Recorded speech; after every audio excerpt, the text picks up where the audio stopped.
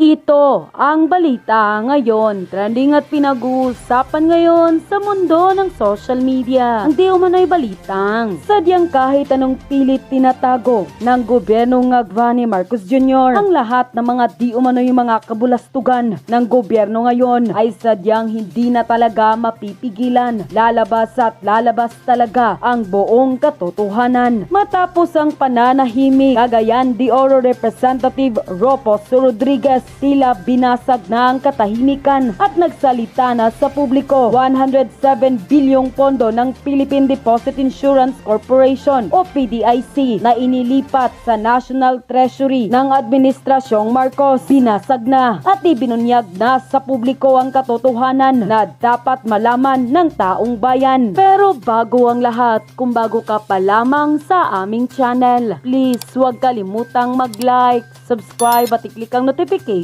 bell para mas maging updated ka palalo sa lahat pa ng bagong video na i-upload namin. At ito na nga mga kababayan. Ayon pa sa kumpirmadong balita, source online, 107 bilyong pondo ng PDIC ipinapabalik. Nanawagan si Cagayan de Oro Representative Ropos Rodriguez sa pambansang pamahalaan na ibalik ang 107 bilyong pondo ng Philippine Deposit Insurance Corporation PDIC na inilipat sa National Treasury kasunod ng naging desisyon ng Korte Suprema na ibalik ang 60 bilyong pondo ng PhilHealth. Ayon kay Rodriguez, kapwa-labag sa konstitusyon ang paglipat ng pondo ng PhilHealth at PDIC dahil ang salaping ito ay may tiyak na layuning itinakda ng batas. Sa kaso ng PDIC, malinaw aniya na ang 107 bilyon ay nakalaan para sa proteksyon ng milyong-milyong bank depositors at hindi dapat ginagamit sa ibang gastusin ng gobyerno. The 107 billion is intended for bank deposit insurance coverage. It is transferred to the national government prejudice millions of bank depositors. Ang 100 billion ay para sa insurance ng deposito sa bangko. Ang paglilipat nito sa gobyerno ay nakapinsala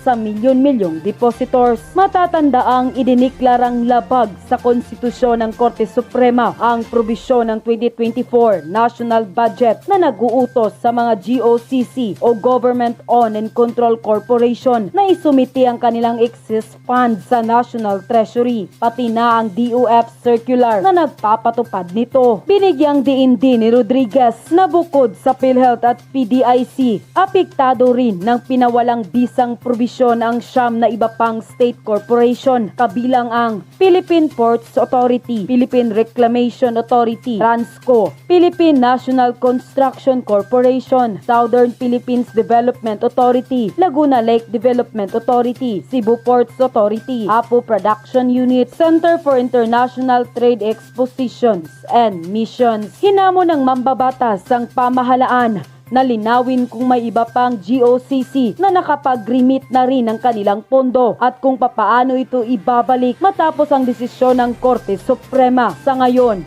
giit ni Rodriguez, dapat nang isunod ang PDIC sa naging utos ng Korte Suprema sa PhilHealth bilang paggalang sa konstitusyon at sa karapatan ng mga depositor. Unquote. Yung 60 billion, ginastos lang po nila yun, linustay lang nila kinurakot lang nila, sinubject lang sa corruption. And then yung naging desisyon, wala po tayong magagawa sa hatol ng Korte Suprema. Sapagkat kinakailangan talaga merong maisampang kasong kriminal kagaya ng technical malversation. Meron pong nagsasabi na magsampa rin ng plunder. Medyo mahirap po kasi buuin yung kasong plunder Mas malinaw, kitang-kita yung kasong technical malversation. Kaya para hindi mahinto doon sa naging desisyon po ng Korte Suprema, preliminary pa lamang po yan. Magandang preliminary po yan sapagkat meron ng hatol na unconstitutional yung ginawa ng Marcos Jr. Administration ni Ralph Recto, yung dating Department of Finance Secretary na ngayon ay Executive Secretary. Illegal yung ginawa niya, essentially amending many provisions of the special law. At sinabi nga ho ng Korte Suprema, walang kapangyarihan ang Department of Finance na gawin yung paglipat-lipat ng mga pondo mula doon sa mga savings or unutilized funds ng GOCC. Tuloy po tayo dito sa PDIC. Pinag-uusapan po kasi natin yung GOCC. Ang PDIC, ano ba ang PDIC? Ang PDIC ay yung Philippine Deposit Insurance Corporation. Ano ba itong PDIC? Ito po ay isang government-owned and controlled corporation. Pangunahin po, sa mandato ng PDIC ay isiguro yung ating mga deposito to ensure bank deposits, to protect the depositors, and to maintain financial stability in the country, in the Philippines. Yan po ang pangunahing layunin ng PDIC. At kinakailangan po nilang gawin ito para kung sakasakali, wag naman, meron pong pumalya na bangko na bayaran yung ating deposito pag tayo magwi-withdraw, ito po ay insurance to pay the insured deposit when banks fail, pagka sumablay po yung bangko. Di kaya ito po ay upang magbigay ng financial assistance doon sa mga bangkong nangangailangan ng konting tulong o ayuda to stabilize yung ating banking industry. And finally, ito po mahalaga Ang function po ng PDIC ay maintain public confidence in our banking system. Ngayon, kinuha rin po yung 107 billion pesos ng PDIC. Matagal na po nilang kinuha ito. Ang PDIC po, sa mga nakasubaybay, maraming pong salamat. Ang ibig sabihin po ng PDIC sa Tagalog, Korporasyon ng Pilipinas sa Seguro ng Deposito. Korporasyon ng Pilipinas sa Seguro ng Deposito. Insurance, seguro. Hindi po ibig sabihin ng PDIC ay korupsyon o kurakot sa Pilipinas ng mga seguro ng deposito. Kinurakot na naman po kinuha na naman kinamal na naman po nila yung 170 billion pesos. Makikita natin yung korupsyon po, yung sistema po ng korupsyon at kurakot sa administrasyon ni Bongbong Marcos, talagang very systematic. Kinuha yung 60 billion pesos ng PhilHealth, kinuha yung 107 billion ng PDIC. Ang dami pa po nilang kinurakot galing dyan sa flood control funds na isinisingit ng Vicecam. Mahalaga pong malaman ninyo ito sapagkat mayaman, katamtaman, mahirap, meron naman po tayo sigurong savings. Or ang sakop po kasi ng PDIC ay yung Universal and Commercial Bank. Pasensya na ako kayo, may konting background music at nasa labas po ako Yung Universal and Commercial Banks, nandyan din po yung thrift banks, kasama po dyan yung mga loan association, at nandyan din po yung rural and cooperative banks. So yan po ay may garansya. Ang maximum insurance coverage po ay 1 million pesos per depositor, 1 million per account. Ang maximum insured. Ito po ay naayon din sa international, yung gabay. Ang gumagabay po sa PDIC ay yung International Association of Deposit Insurers. Bakit ko po inilalatag sa inyo yung ganito? Para po higit ninyong maunawaan. Grabe, sobra-sobra na po yung pagnanakaw, yung kurakot, yung korupsyon na nangyayari sa ating bansa. Ultimo, ang hindi po pinakikilaman yung pondo ng PDIC. Dito talagang parang yung PhilHealth, magalit din ho tayo rito. Yung PhilHealth, pondo po yun bilang seguro o insurance ng ating kalusugan. Meron tayong magagamit sa panahon ng ating pagkakasakit o ng ating mga mahal sa buhay. Hindi po malayo yan Diyan sa pondo naman ho ng PDIC. Ang layunin po ng PDIC, seguro din po Yung isa, insurance ng ating health benefits or health premium. Ito naman po, insurance o seguro din ng ating pananalapi o ating mga deposito. Pareho po silang insurer Yung isa, insurer ng pondo natin para pag kami magkasakit, mangailangan tayo ng pang-hospital o pang-doktor, meron tayong huhugutin. Yung PDIC naman po, insurance po yun ng ating pera or deposito pananalapi. Ginalaw din po ito ng Bongbong Marcos administration. 107 billion. Habang tayo po ay nagsasagawa ng direktang ugnayan ngayong tanghali, simple math lang 107 billion plus 60 billion, dito pa lang sa dalawang items na ito, 167 billion pesos na yung kanilang kinukuha sa ating mga Pilipino. Ito po yung mga nadidiscovery pa lang. Mamaya tatalakayin po natin lahat yan. And again, yung bangko po kasi, yung PDIC, ang partisipasyon po rito ng gobyerno, yung kanilang initial amount, yung government capital. And succeeding annually or semi-annually, ang nagbabayad po nito, lahat ng mga member banks. Ang kanila pong annual fee rito ay 1/5 of 1% of all total deposit liabilities. So kinukuhaan po lahat ng bangko, yung sinabi ko po, Universal and Commercial Bank, yung Thrift Bank, Savings Bank, Loan Association, Rural and Cooperative Banks. Pati po yung mga branches and subsidiaries ng foreign banks. Kasi sila po'y bahagi, coverage po ng PDIC at meron po silang annual contribution dito. Ang fee po nila ay 1/5 of 1% of total deposit liabilities. Every year po iyan. Ano ang ginawa ni Ralph Recto nung siya ay Department of Finance Secretary sa ilalim ng Bongbong Marcos administration? Kinuha din po nila yung 107 billion pondo ng PDIC na dapat sanang tutugon bilang siguro o insurance sa ating mga deposito. At ito rin po ay standby funds ng PDIC para sila po ay makapagbigay ng tulong o alalay or financial assistance sa mga bangkong nangangailangan ng tulong to help stabilize our financial and banking industry. Ganyan po kahalaga ang PDIC. At alam mo ninyo, alam kasi ng international finance community na ginalaw itong 107 billion ng PDIC. Di ba ang justification nung Lucaret sa Malacanang, pinaparot niya yung mga maling, ganun talaga garbage in, garbage out. Sinasabi nila, issue rin daw ho ng kalusugan, yung pondo ng PhilHealth ginamit pampagawa ng tulay para daw po yung mga nasa malalayong lugar ay madaling makapunta sa mga ospital ng pamahalaan. Ito po ginagawa na ho talaga tayong tanga ng Marcos administration alam ko namang matatalino ho kayo. Kanya nga po nandito kayo sa ating pahinang Tinig Maisog. Kaya po natin ito tinatalakay. Mamaya pati po yung hindi lang po natitigil dito Nandyan na yung 60 billion pesos PhilHealth funds, may desisyon na. Alampagin naman ho natin yung 107 billion na PDIC funds. Nasaan na? Isosoli rin ba ito? Saan ginamit ang perang ito? Ito ba ay pinantayo din ng tulay o kalsada para yung mga nasa malalayong lugar, yung mga tinatawag palaging unbank o wala pong account o walang bangko, makadali pong makapunta ng bangko at makapag-open ng account, following the same flawed and crazy logic of that Lucaret in Malacanang. Kung bakit daw ginalaw yung PhilHealth funds, usaping kalusugan naman daw ho, yung pinampatayo ng tulay para daw po makapunta yung may mga sakit at karamdaman, madaling makapunta sa ospital, hindi natatawid ng dagat, hindi natatawid ng ilog dahil may tulay. Yun po ay tahasang pambubudol. Wala pong tulay. Wala pong tulay. Ganyan din po yung justification nila. Bakit ang laki-laki ng ating taunang budget, hindi ba? Para daw po sa flood control funds, sa flood control or flood mitigation projects. Wala po yun Ghost po yun Kanya nga po itong mga kalukuhan ng ICI na nalusaw na, ilan na lang ho natitira dyan. Kunin ko rin itong panawagang ito sapagkat alam mo ninyo, habang may maganda pa yung pangalan ng country manager ng SGV, the leading audit firm and tax advisor in the Philippines, yung SGV, si Binibining, nasa na yung pangalan niya?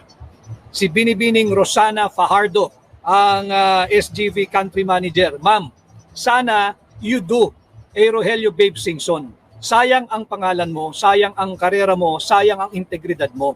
Huwag kang magpagamit na deodorant diyan sa Malacanang. Huwag kang pumayag maging tagalaba nung kanilang dumi. Hindi naman ikaw dumumi dyan Hindi mo rin kliyente yan.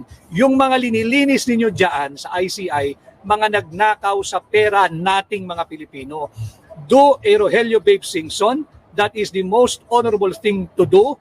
Mag-resign kayo diyan sa ICI, bumalik na lang ho kayo sa pribado diyan sa SGV. Tanyag yung inyong kumpanyang kinasasapian, country manager ka pa, ang dami ninyong kliyente, naglalakihan, wag na ho kayo magpagamit diyan sa ICI. So ganun din ho, itong usapin ng PDIC, 107 billion pesos. Ito po yung sa korporasyon ng Pilipinas sa siguro ng deposito. Hindi na po siniguro yung deposito, yung korporasyon ginawang korupsyon Korupsyon ng Pilipinas sa siguro ng mga deposito. Kinurap din ho yung 107 billion Kinurakot din ho yung sa PDIC. Hindi po natatapos diyan ang kalukuhan ng Marcos Jr. administration. And no wonder. Kasi po kasali rin yung branches and subsidiaries of foreign banks. Kasali rin po sila, naguhulog din po sila diyan ng kanilang annual fee na yun nga po 1/5 of 1% of the total deposit liabilities per bank, per financial institution, per banking industry, or banking institution. So nalalaman po ng international banking community na ginalaw din ng Bongbong Marcos administration at ni Ralph Recto itong 107 billion pesos ng PDIC. Ano ho ang naging epekto? Kaya po naman, bagsak ang ating foreign direct investment. Hindi na po tayo attractive eh. Alam ng mga mamumuhunan na banyaga, yung malalaking korporasyon, na talamak ang korupsyon sa ating bansa sa ilalim ng pamumuno ni Bongbong Marcos. At alam na alam din ho nating mga Pilipino dyan sa loob ng Pilipinas. Kaya anong nangyari? Hindi lamang ho investors' confidence that are at an all-time low, pati po ang trust and approval rating ni Bongbong Marcos all-time low, negative 26. Huwag ho kayong maniniwala na yung positive 21, hindi ho. Sapagkat doon sa survey, para po meron tayong basihan, papakita ko lamang ho ano. Doon po sa survey, yan ho, paki-check nyo na lang din ho, pa-screenshot. Dito po sa survey, yung 47%, yun po yung hindi mahusay at hindi lubos na mahusay. Sa 47, ito po yung negative niya, 47%. 16% po doon nagsasabing lubos na hindi mahusay. Talagang lubos, yun ang term na ginamit eh. Yung 31% po doon sa 47 ay hindi mahusay. For a total of 47% po yung negative kay Bongbong Marcos. Malinaw po yan. Paki-screenshot po ninyo. Yung 21%, ito po yung sang-ayon o yung nagsasabing lubos na mahusay at mahusay. Sa 21%, 4% lamang po doon na nagsasabing lubos na mahusay si Bongbong Marcos at 17% yung mahusay lamang. So pagbasa po ng survey, ito po'y pinakita na sa isang pahina, social media platform ni dating Secretary at Congressman Mike Defensor. Yung 47 negative niya at yung 21 na positive niya, pag sinuma po nyo yun, ang matitira, negative 26%. Yan po ang rating ni Bongbong Marcos, negative 26%. Ano po ang significance nito? Kagaya po nung sinabi ko sa inyo, andyan na po lahat ng indicators eh. Yung ating foreign direct investment, sadsad, bagsak. Bagsak. Bakit? Alam po ng international community, whether finance or banking or business community, na grabe ang korupsyon sa ating bansa. At wala pong nakikitang any new development. Mantakin mo, yung tulay sa Davao City na ginawa na simula nung panahon ni Pangulong Duterte, nagpatuloy hanggang ngayon, pinondohan ng bansang China, inangkin eh. Dahil wala po siyang mapakita eh. Wala na po siyang mapakita, yung proyekto ng may proyekto, inaangkin. Ganon po katindi ang ating bansa ngayon. So dapat hanapin natin itong 107 billion PDIC funds. Saan ito napunta? Ang PDIC ho, may board po iyan. Ang chairman po niyan ay si BSP Governor Ginoong Eli Remolona Jr. Siya po yung BSP Governor natin, yung pinuno ng ating Bangko Sentral. At the time na kinuha po yung 107 billion pesos, ang vice chairman po nun ay yung Secretary of Finance. Sino po yun? Si Recto na naman. Renekta na naman ni Recto yung pagkuha ng pondo nating mga Pilipino. Tinira yung PDIC, tinira yung PhilHealth, tinira yung PDIC. Ito po ang estado natin ngayon. Alam po na international community ito. Bagsak po ang foreign direct investment, and kung makikita natin yun, sukatan po yun ng investors' confidence. The level of investors' confidence. Doon po natin masusukat yan eh. At ito po'y validated with the survey that I have shown you. Yung resulta po ng survey, pakikita ko po muli sa inyo, ito po'y linabas last week. Sa performance assessment ni Bongbong Marcos. Ito po yan.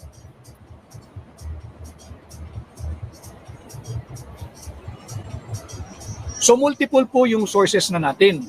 Makikita natin sa actual, yung foreign direct investment, bagsak, sentimiento po ito ng mga mamumuhunan. Ayaw pong pumasok sa atin dahil alam nila na talamak, ang issue po ay yung talamak na korupsyon at drug addiction. Yung dalawang bagay na yun. Ang bigat po nun. Massive corruption, looting of public funds, and drug addiction. Ngayon, ito po'y vinalidate ninyo doon sa pinakita kong survey, yung performance assessment kay Bongbong Marcos. Ang score po niya, ang grado po niya, negative 26%. Ano? Mahalagang pag-usapan natin ng PDIC, baka makalampag natin sila. Si BSP Governor Eli Remolona Jr., kinakailangan magpaliwanag. Nasaan yung 107 billion pesos na PDIC funds? Nasaan napunta, bakit kinuha. Meron po, ang vice chair po noon, nung panahon na yon, wala po tayong magagawa si Recto eh. Siya po yung Secretary of Finance nung panahon na yun. Kinuha niya eh. Siya yung nagcha-champion ng idea na kunin lahat ng unutilized o unused funds or savings ng mga GOCC. Kinuha po nila yan, bilyon-bilyong piso po yan. Yung PhilHealth, 60 billion. Ang PDIC, 107 billion. Dalawang items pa lang po ito, 167 billion na ang pinag-uusapan natin. Daan-daang billion po ang kinukuha nila. Sana meron pong dalawang independent private sector representatives ang PDIC. Dalawang independent private sector representatives ang PDIC. Yan ay dapat independyente. Yan dapat nakapanig sa mamamayang Pilipino, sa taong bayan, sa mga depositor. Subalit tahimik din itong dalawang independent private sector representatives. Ito nga po yung nakakagalit ng talaga. Yung mga tinanghal na independent, na sana'y nagbabantay sa ngalan ng taong bayan, dapat lumabas, magpahayag at magsalita na. Ganon din yung ating panawagan, hindi ba?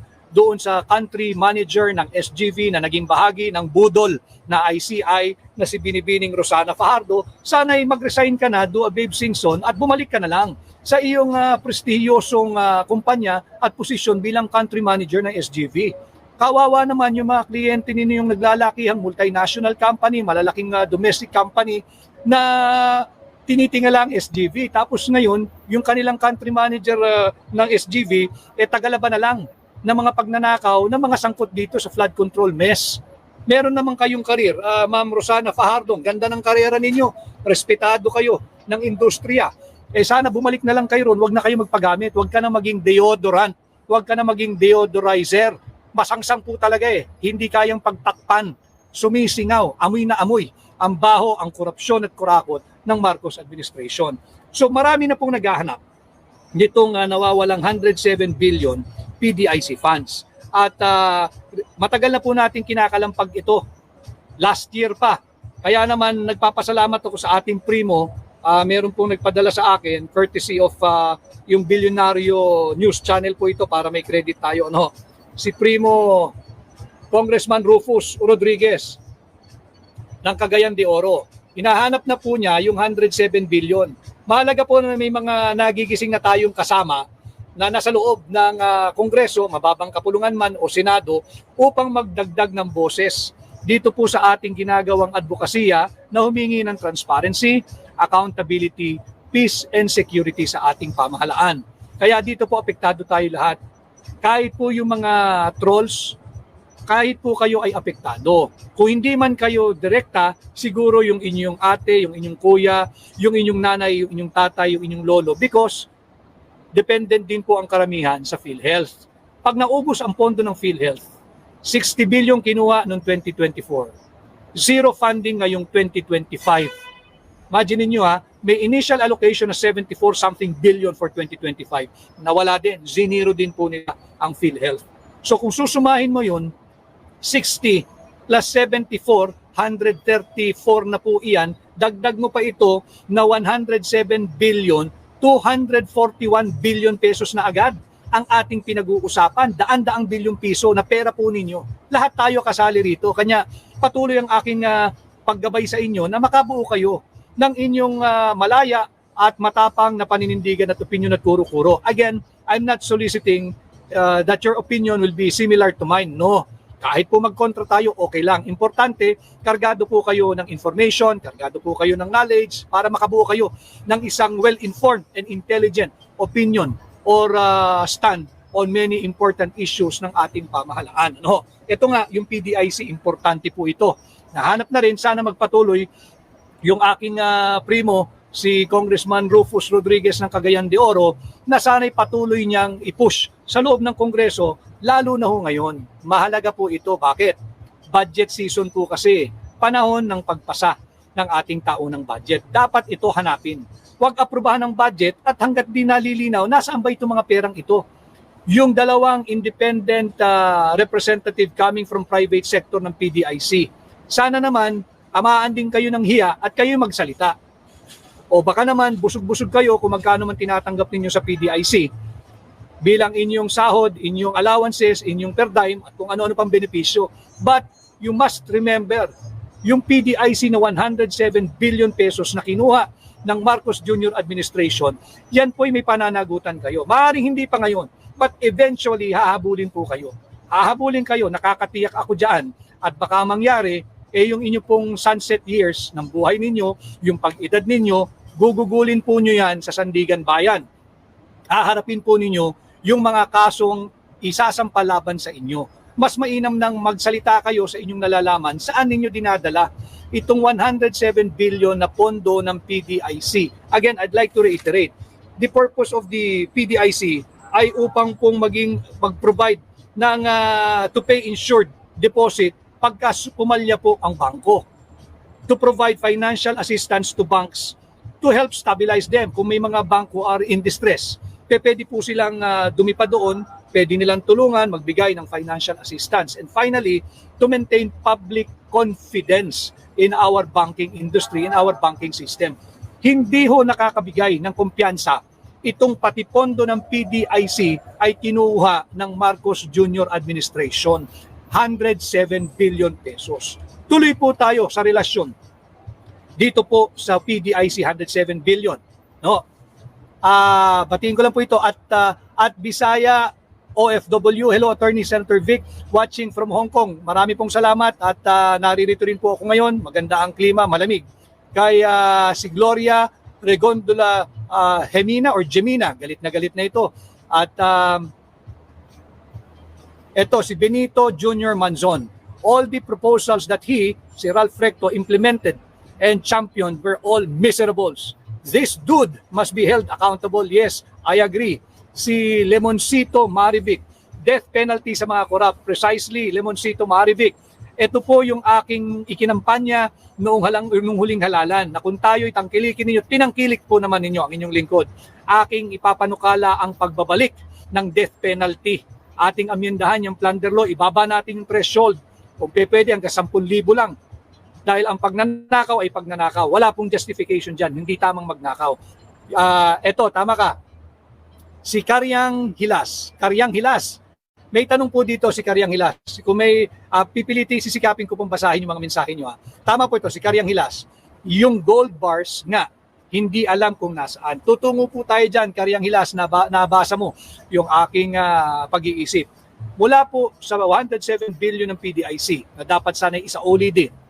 Tutungo po tayo, huwag ninyong kalilimutan yung issue ng gold sale ng Bangko Sentral ng Pilipinas during the first quarter of 2024. Last year lamang po ito. Bakit natin ipinagdudugtong-dugtong ito? Sapagkat ang chairman po, nabanggit ko sa inyo, ng PDIC ay walang iba, kundi ang governor ng Bangko Sentral ng Pilipinas, si Ginoong Eli Remolona Jr. At nakuha yung 107 billion sa ilalim ng kanyang chairmanship of the PDIC. Punta po tayo dito sa gold sale ng Bangko Sentral noong first quarter ng 2024. Sino po ang gobernador ng Central Bank? Si Eli Remolona Jr. Kagaya po ng 107 billion PDIC funds na kinuha ng Marcos Jr. administration na walang paliwanag, ganon din ang nangyari dito sa pagbenta ng ating gold reserve noong Marso ng taong 2024, last year, first quarter of last year. Sa ilalim din ng pamumuno ni BSP Governor Eli Remolona Jr. Ano ang mga ginawa rin niya? Kagaya ng PDIC, walang paliwanag. Masyado pong maliit ang tingin sa ating mga Pilipino. Akala nila sila lang nakakaunawa ng usaping pananalapi. Akala nila sila lang ang may karapatan mag-usap pagdating sa pananalapi ng ating bansa. Sila lang, siya, si Recto, kukunin dito, nanakawin dito, popondo sa ganun. Hindi na po tama itong nangyayari.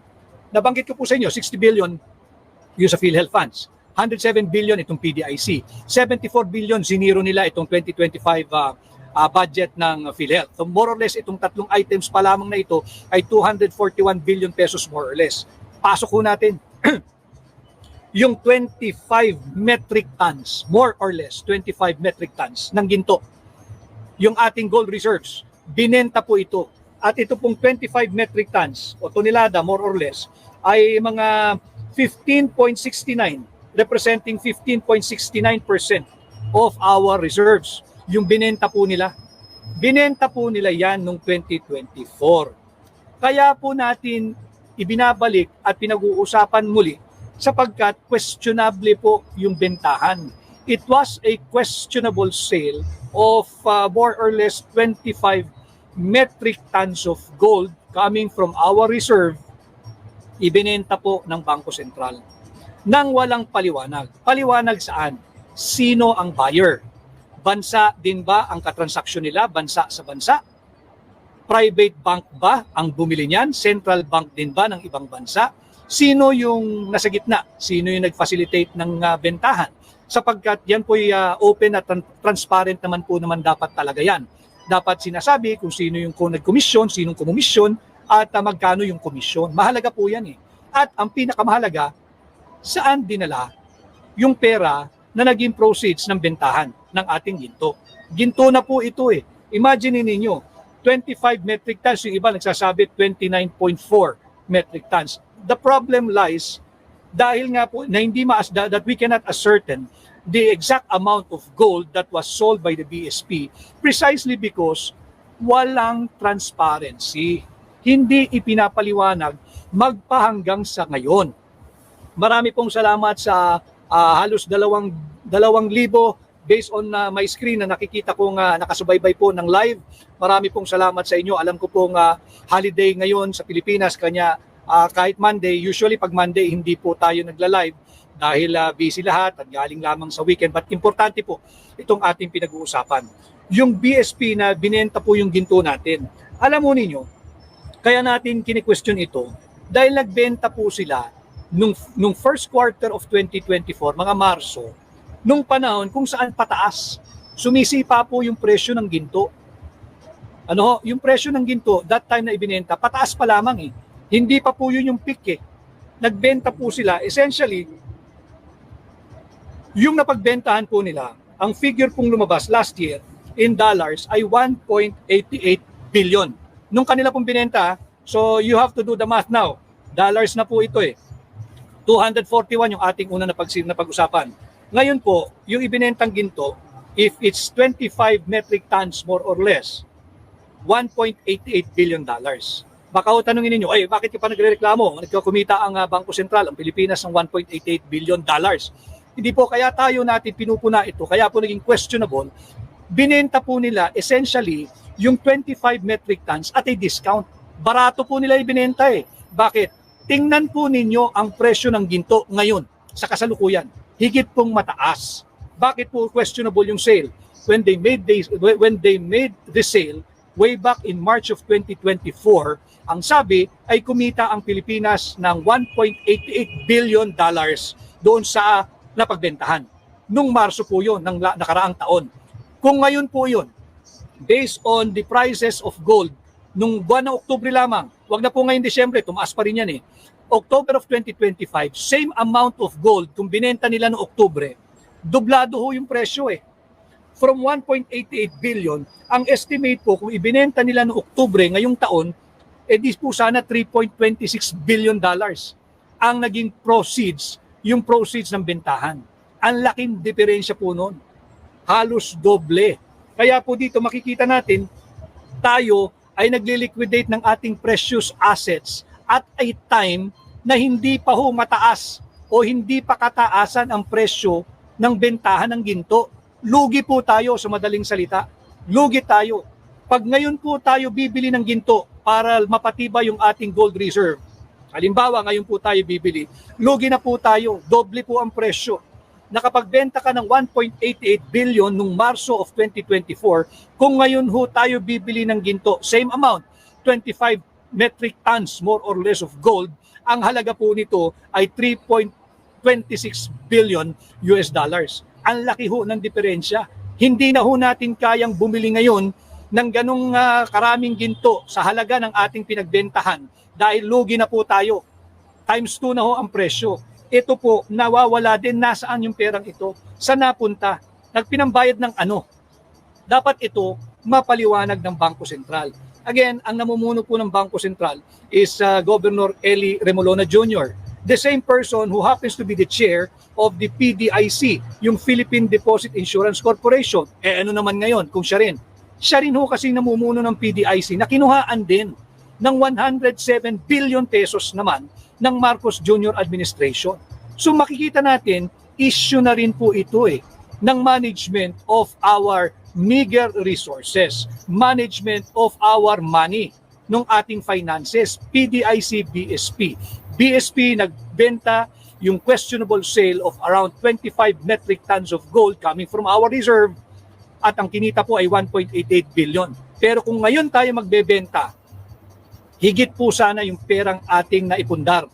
Dahil kung ngayon po tayo nagbentahan, hindi po 1.88 billion dollars ang kinita o kikitain ng Pilipinas, bagkus 3.26 billion pesos. Ang anomalous po dito, ang malaking kalokohan po dito, we were selling at a time when the prices of gold is surging. Pataas po nun sumisipa po nun Napakababa po nung amount na ibinenta natin nung tayo nagbenta, yung halaga, napakababa. Dapat yun hinold muna. At tayo po'y nagbebenta nung mga panahon na yun last year. Habang ang karamihan sa mundo, ang karamihan mga central banks ay namimili at nag-iipon. Bakit? Alam po nila Alam po nila yung projection. Alam po nila yung gold forecast, yung presyo. Pataas So sila nag-hold at baka may nagbebenta dyan, bilhin mo, mag-imbak pa tayo dahil pataas ang presyo ng gold. Sa atin po sa Pilipinas, papataas pa lang ang presyo, nagbenta na. Kalokohan po yun, anomalous po yun. Irregular po iyon sapagkat higit tayong nalugi kesa kinita. Kung ngayon po tayo magpapalit ng 25 toneladang ginto more or less, yung cost of buying it, doble na ho. Wala tayong kinita. Wala po tayong kinita. Luging-lugi tayong mga Pilipino. Kaya dapat, ito ho, kabahagi kayo. Dapat po pinag-uusapan natin ito. Dapat to. Ngayong holiday, pag-usapan din ninyo. Lagi kong bahagi ng aking advokasya. Ngayong magpapasko. Yan po sana ang gawin ninyong usapan sa inyong mga hapagkainan. Pagka kayo po ay Noche Buena na. Noche Buena. Imagine ninyo.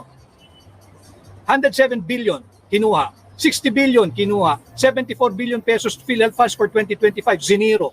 Itong 1.88 billion pinagbentahan ng ginto, 25 million metric tons more or less. Tapos, 500 pesos lang ang tingin sa atin ng Malacanang. 500 pesos lang tayo na Noche Buena. Ano akala nyo sa amin? Kaya raw pagkasyahin.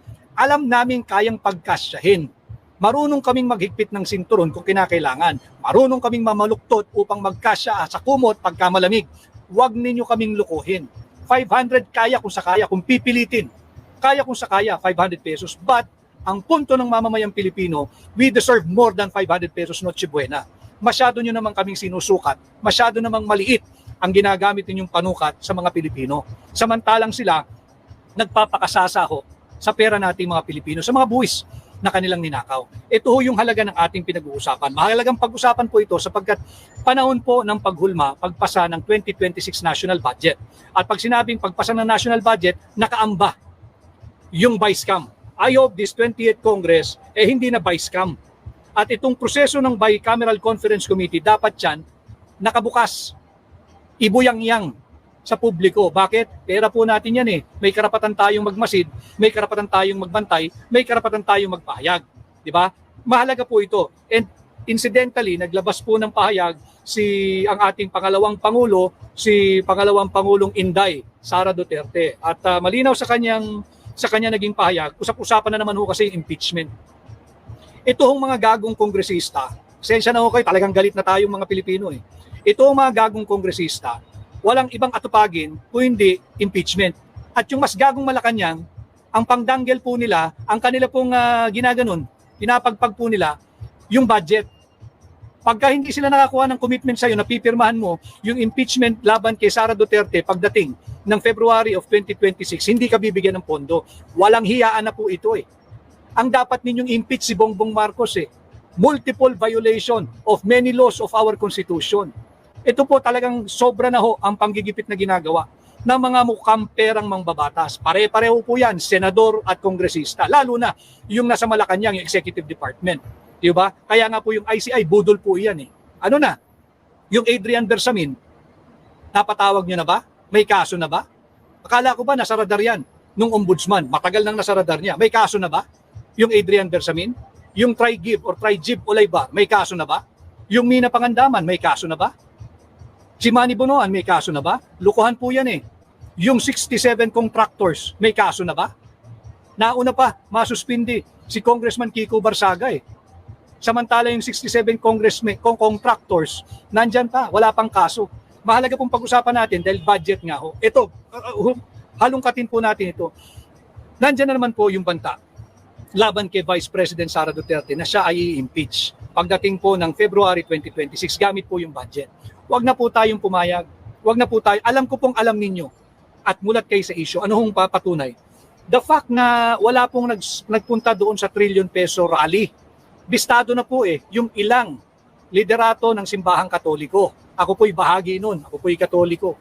Pero ako po'y disgustado sa ilang piyesa at pamunuan ng simbahang Katoliko. Mga ipokrito po yun Nagpapagamit din po yun sa korupsyon Ni hindi nila mapangalanan yung korap Nagrarally po sila anti-corruption pero walang korap. Ganyan po kakorap yung mga corrupted leaders of the Catholic Church. Sensya na ho kayo. Ngayon po Feast of Immaculate Conception of the Blessed Virgin Mary. Hindi naman po lahat. Marami pong matitinurian. Yung pari po natin sa Cebu was very vocal sa kanyang krusada laban sa corruption. Yung Archdiocese of Davao na nagsalita na rin. Alam ho ninyo, huwag na tayong magpagamit dito sa corruption at kurakot ng Marcos Jr. administration. Gagamitin na naman itong budget pang hikayat ng mga pipirma sa impeachment laban kay Inday Sara. Huwag ho kayong magpagamit yung mga kongresista. Ang dami na hong nalaga sa inyo noong 2025 election. Alam po ng mga constituents ninyo pag kayo'y pumirma dahil lang po sa pera. At yung mga constituents naman po ng mga kongresista, kalampagin po ninyo yung inyong mga congressmen, yung mga inyong congresswomen. Huwag po silang magpagamit, huwag silang pipirma dyan sa impeachment yan. Not because hindi po nila kapangyarihan ang mag-impeach, hindi po yun Ginagamit na hong sandata ang impeachment para lang po masiguro na hindi mapaalis bilang Pangulo si Bongbong Marcos. Ginagamit lang po nila yung impeachment para masiguro na tumagal pa sa pwesto si Bongbong Marcos. Kayo, yung mga nakakasakop, yung mga bumoboto sa mga district congressmen and women, kaya nyo pa ba? Halimbawang tumagal pa ng panibagong 6 na taon ang Marcos Romualdez brand of leadership, gusto nyo pa ba? Kausapin nyo yung inyong mga kinatawan na wag pumirma dyan sa impeachment na yan at maghintay na lang ng 2028 at dun, hayaan natin yung tinatawag nating demokrasya, basta't wag lang makikialam si Chairman Technical Glitch George Garcia, palabasin lang yung tunay na diwa ng halalan at ating re-respetuhin anuman ang maging resulta niyan. No? So, ito po yung ating dapat pinag-uusapan, hindi po yung impeachment Asa na yung 107 billion PDIC funds? Nasaan na yung proceeds ng 25 metric tons more or less na ibinentang ginto ng Bangko Sentral ng Pilipinas?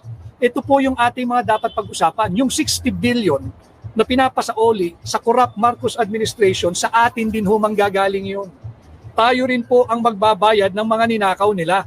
Hindi ba't malaking kalokohan? Wala tayong magagawa. Yun po ang naging hatol ng Korte Suprema. Tama naman. Ang sinasabi ko lang, yung sistema po talaga ang may diferensya Saan ka nakakita? Ninakaw yung 60 billion. Hindi natin alam saan napunta kung paano ginastos. Ang remedyo, ibalik using the 2026 national budget. Di pera pa rin natin, yung mga ninakawan, sila pa rin na magbabalik. Pag-isipan po nyo yung pagnilayan ninyo and you formulate your own opinion, your own enlightened, well-informed, and intelligent opinion. Imaginin ho ninyo, kinuhaan na tayo ng 60 billion.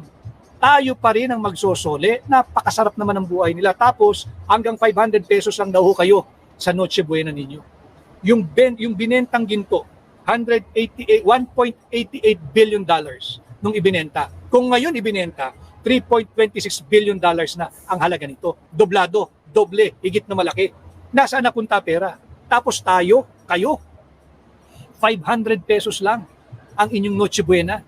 At para daw talagang makatiyak na kasya yung 500 at makamura, hanapin daw natin sa grocery yung malapit ng mag-expire. At yan daw po ay kadalasan ibinebenta ng sale. Ganyan po kahayop yung mga yan. Kung makapag-party, kung makapagbiyahe, meron daw mga foreign pledges. Pledge lang yun Higit na malaking ginastos mo O ngayon, nasan yung pledge? Bagsak yung ating foreign direct investment. Ito ho, sana yung inyong pag-usapan. No? Ito ang pag-usapan natin. At let us protect, defend, and uphold our Constitution. Kaya ko po sinasabi ito bilang susog doon po sa naging pahayag ng tanggapan ng pangalawang Pangulo. Andyan na naman po yung impeachment. Ang dami-daming problema ng bansa. Hindi pa nga napapanagot yung mga nagnakaw eh. Nandun pa nga sila eh. Nagmalalakad-lakad pa rin sa Kongreso eh. Yung 67 contractors. Wala pa ho nakakasuhan doon. Ano na? Yung ICI budol ho yan. Makapal na lang ho talaga yung mukha ng matitira dyan. Yung chairman po nila, wala pong kwenta yun. Wala pong kwenta yun. Imagine niyo, nagpakatanda-tanda kayo, maganda naman yung inyong mga naging karera sa buhay, tapos ngayon tagalaba lang kayo ng dumi ng ibang tao. Ang ninakaw din naman buwis na bahagi kayo. Nagko-contribute kayo ng buwis na yan. So dapat to, yung mga kagaya ng private sector representatives ng PDIC, sana ho, sa ngalan ng mamamayang Pilipino, magsalita na ho kayo ng inyong nalalaman. Ganon din ho, yung isa pang miyembro ng ICI, si Binibining Rosana Fajardo. Ma'am, sayang po yung magandang pangalan at career ninyo. Country manager kayo ng SGV, the most sought after, I'd say, tax advisors and auditing firm. Wag ho kayo magpagamit. Yung mga kamag-anak ko ng mga taong nababanggit, usapin po ninyo, nanay nyo siya, tiyahin nyo, kapatid ninyo. You've done your part, umexit ka na riyan. You do a Rogelio Babe Singson, mag-retire ka na. Or mag-resign ka na. You do not need that. Ma'am, I tell you, you do not need that. And meron pong isang pumasok lang na mensahe. Pakikita ko lang kasi nag-circulate po ito eh. Unang-una, marami pong salamat. Kanina ko lang po nakita, 600,000 na po ang ating followers. Maraming salamat. Patuloy po sana. Yun nasa Facebook page ko po. Sana'y patuloy po kayong mag-like, mag-share, mag-subscribe, mag-comment, mag-follow. Please. Importante po sa akin yung comment, yung reaction ninyo, yung pag-share ninyo at yung pag-follow ninyo. Sana ho ipalakasin din ninyo ang ating YouTube channel. Yun nasa YouTube naman ho, sana ho ipatuloy kayo mag-like, mag-share, mag-subscribe, mag-react, mag-comment. Mahalaga po yun just in case na i-take down nila yung anumang pahina natin, meron pa po tayong isang lugar na kung saan tayo magtatagpo-tagpo. Yung nasa TikTok, wala lang po akong dalang TikTok ngayon. Patuloy ho sana kayong mag-follow at mag-like. And incidentally, marami pong salamat kay Sas Sasot. Maraming salamat at shinare niya yung ating live ngayong araw. Naintindihan po ito ni Sas sapagkat magaling din po yung sa numero eh. Magaling po yung sa numero at maganda rin po yung analytical skills noon pagdating sa mga usaping panlipunan. Sas, maraming salamat sa pag-share at maraming salamat po doon sa 600,000 na followers. Sana po patuloy tayong mag-follow at ulitin ko, ito pong pahinang to para sa inyo po ito. Ang aking motivation, pag nakikita ko po na nariyan ho kayo hindi nyo ho ako iniiwan hindi nyo po ako binibitawan. Maraming salamat.